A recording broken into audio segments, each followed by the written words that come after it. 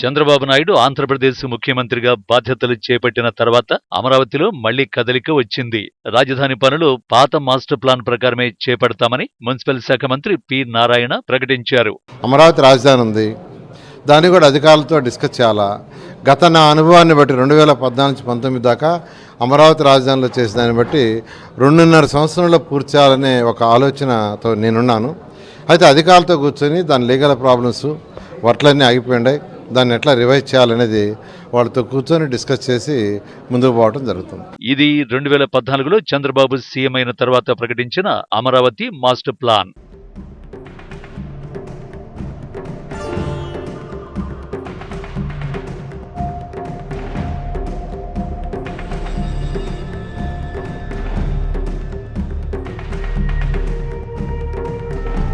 అందమైన కళ, 5 ఏళ్లుగా అతిగతి లేకుండా పక్కన పడిన కళ ఇక ఇప్పుడు సాకారమవుతుందా? రాజధాని కోసం భూములిచ్చిన రైతులకు చంద్రబాబు చూపించిన స్వర్గం నిజంగా కళ్ల ముందు ప్రత్యక్షమవుతుందా?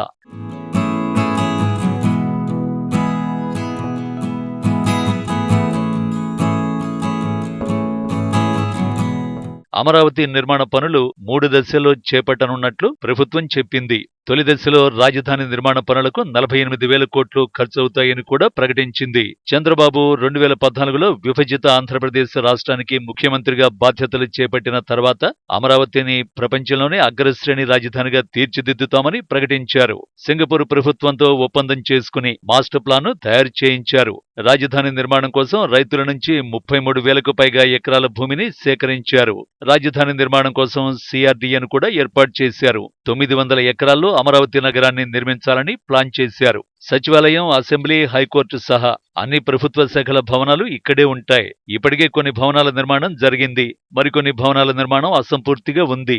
నిర్మాణం పూర్తి కాని భవనాల పనులను వెంటనే చేపట్టనున్నారు. మాస్టర్ ప్లాన్ మేరకు అమరావతిలో government city, justice city, finance city, knowledge city, tourism city, electronics city, health city, sports city, media city పేర్లతో 9 నగరాలు నిర్మించాలని ప్లాన్ చేశారు. 2050 నాటికి అమరావతిలో 30 లక్షల జనాభా నివసిస్తారని అప్పుడు ప్రభుత్వం అంచనా వేసింది. పాత మాస్టర్ ప్లాన్ కు అనుగుణంగానే అమరావతిలో రాజధాని నిర్మాణ పనులు చేపట్టాల్సి ఉంటుందని జగన్ ప్రభుత్వం సిఆర్డీఏ చట్టాన్ని రద్దు చేసింది. కానీ ఆ తర్వాత ఈ చట్టాన్ని వెనక్కి తీసుకుంది. ఇదే విషయాన్ని కోర్టు కూడా ప్రభుత్వం తెలిపింది. చంద్రబాబు సర్కార్ తయారు చేయించిన మాస్టర్ ప్లాన్ కు అన్ని రకాల అనుమతులు ఉన్నాయి. అందుకే ఇదే మాస్టర్ ప్లాన్ ని చంద్రబాబు సర్కార్ పరిగణనలోకి తీసుకుంటోంది. అమరావతిలో రాజధాని నిర్మాణం కోసం అవసరమైన నిధులు ప్రభుత్వానికి ఎక్కడి నుంచి వస్తాయన్నది అసలు సిసలు ప్రశ్న. ఆంధ్రప్రదేశ్ పునర్విభజన చట్టం 2014 ప్రకారం రాజధాని నిర్మాణం కోసం అవసరమైన నిధుల కోసం కేంద్రం నిధులు సమకూర్చాలి. ఈ మేరకు చట్టంలో స్పష్టంగా చెప్పారు. 2014-2019 వరకు ఏపీలో అధికారంలో ఉన్న చంద్రబాబు నాయుడు అమరావతిలో భవనాల నిర్మాణాన్ని చేపట్టారు. తొలి విడతలో నిర్మాణాలకు 48,000 కోట్లు ఖర్చవుతుందని అప్పట్లో అంచనా వేశారు. ఇప్పుడు ఆ అంచనాలు తిరగరాయాల్సి ఉంటుంది. ఇప్పటికే 9,800 కోట్ల విలువైన భవనాల నిర్మాణాలు పూర్తయ్యాయి. కేంద్ర ప్రభుత్వం నుంచి 1,500 కోట్లు మాత్రమే రాష్ట్రానికి అందాయి.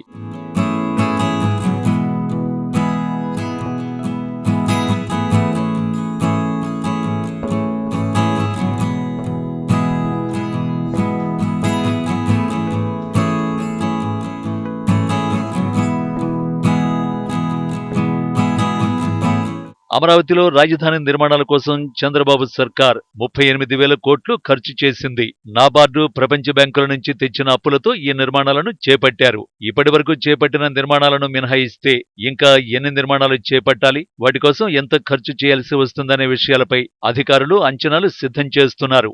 గతంలోని అంచనాలకు ఇప్పటి అంచనాలు ఎంత మేరకు పెరిగాయనే విషయాలపై అధికారులు నివేదికలు తయారు చేస్తున్నారు. ఎన్డీఏలో చంద్రబాబు కీలక భాగస్వామి. ఈ పరిణామం అమరావతికి కలిసొస్తుందని రాజకీయ విశ్లేషకులు కృష్ణాంజనేయులు అభిప్రాయపడ్డారు. అమరావతికి అవసరమైన నిధులను కేంద్రం నుంచి రాబట్టుకోవడంలో చంద్రబాబు సర్కారు చొరవ చూపాలని ఆయన కోరారు. 2014లో చంద్రబాబు ఎన్డీఏ భాగస్వామిగా ఉన్నా అప్పట్లో బీజేపీకి స్వంతంగా మెజారిటీ ఉంది. కానీ ప్రస్తుతం టీడీపీ ఎంపీల బలం బీజేపీకి అవసరం ఉంది. ఇది అమరావతికి నిధులను తెచ్చిపెట్టేందుకు చంద్రబాబుకు కలిసొస్తుందని ఆయన చెప్పారు. ఆంధ్రప్రదేశ్లో తెలుగుదేశం, జనసేన, బీజేపీ కూటమి ప్రభుత్వం ఏర్పడింది. ఎన్డీఏ ప్రభుత్వం ఆంధ్రప్రదేశ్లో ఉంది. అదేవిధంగా కేంద్రంలో కూడా ఎన్డీఏ ప్రభుత్వం ఈ రోజున నిలబడాలి అని అంటే ఆంధ్రప్రదేశ్లో ఉండేటువంటి తెలుగుదేశం, జనసేన మద్దతు చాలా కీలకమైనటువంటి అంశం. ఈ నేపథ్యంలో ఆంధ్రప్రదేశ్ రాజధాని అమరావతి నిర్మాణానికి అవసరమైనటువంటి నిధులు, కేంద్ర ప్రభుత్వ సహకారం పూర్తి స్థాయిలో ఉంటుంది అనేటువంటి ఆశాభావం ఈ రోజున ఆంధ్రప్రదేశ్ ప్రజల్లో ఉంది. అమరావతి మాస్టర్ ప్లాన్ ప్రకారంగా 3 విడతల్లో రాజధానిలో నిర్మాణ పనులకు 1,00,000 కోట్లు అవసరమవుతాయని అధికారులు అప్పట్లో అంచనా వేశారు. అయితే అప్పటితో పోలిస్తే ఈ అంచనాలు పెరుగుతాయి. అమరావతిలో నిర్మాణాలు పూర్తయి కేంద్ర ప్రభుత్వ సంస్థలతో పాటు ప్రైవేటు సంస్థలు కూడా ఇక్కడ తమ కార్యకలాపాలను ప్రారంభిస్తే ఈ ప్రాంతంలో భూముల ధరలు మరింతగా పెరుగుతాయి. అప్పటి అంచనాల మేరకు ఎకరం 4 కోట్ల ధర పలికే అవకాశం ఉందని అంచనా వేశారు. ఈ భూ విక్రయం ద్వారా ప్రభుత్వం ఆదాయాన్ని సమకూర్చే వెసులుబాటు ఉంది. రాజధాని నిర్మాణానికి నిధులకు ఇబ్బందులు ఉండవని కృష్ణాంజనేయులు చెప్పారు. మనకు ఉండేటువంటి ప్రధానమైనటువంటి సమస్య ఏమిటంటే రాజధానికి అవసరమైనటువంటి నిధులు. అయితే గత ముఖ్యమంత్రి జగన్మోహన్ రెడ్డి చెప్పినట్టుగా 1,00,000 కోట్ల రూపాయలు కావాలి అమరావతి నిర్మాణం జరగాలంటే, అందుకని 1,00,000 కోట్లు ఏడ నుంచి వస్తాయి, మన బడ్జెట్ ఎంత, మనకి ఎక్కడ సరిపోతాయి అని మాటలు ఇవి కాదు. రాష్ట్ర విభజన జరిగినప్పుడు ఆంధ్రప్రదేశ్ రాజధాని లేనటువంటి రాష్ట్రంగా ఉంది కాబట్టి రాజధానిని నిర్మించుకోవటానికి కేంద్ర ప్రభుత్వం పూర్తి స్థాయి నిధులు కేటాయించాలి అనేటువంటిది విభజన చట్టం చాలా స్పష్టంగా పేర్కొనడం అనేది జరిగింది. అమరావతిలో రాజధాని కోసం 34,348 ఎకరాల భూముల్ని 28,000కు పైగా రైతుల నుంచి ప్రభుత్వం ల్యాండ్ పూలింగ్ ద్వారా సేకరించింది. భూములు ఇచ్చిన రైతులకు 10 ఏళ్ల పాటు ఆయా భూముల్లో పండే పంటల ఆధారంగా ఏడాదికి 25 నుండి 35,000 రూపాయలు చెల్లించేవారు. రాజధానిలో భూములిచ్చిన రైతులకు ప్లాట్లను కేటాయించారు. ఈ ప్లాట్లను ప్రభుత్వం డెవలప్ చేసి ఇవ్వాలనేది అగ్రిమెంట్. 10 ఏళ్ల సమయం పూర్తయినందున రైతులకు కౌలును పొడిగించాలని అమరావతి జేఏసీ నాయకుడు బాలకోటయ్య ప్రభుత్వాన్ని కోరుతున్నారు. రాజధానిలో రైతుల ప్లాట్లను డెవలప్ చేసే వరకు ఈ కౌలును పెంచాలని కోరుతున్నారు. అయితే పెరిగిన ధరల మేరకు కౌలును కూడా పెంచే విషయాన్ని పరిశీలించాలనే డిమాండ్ను ఆయన ప్రభుత్వం ముందు ఉంచారు.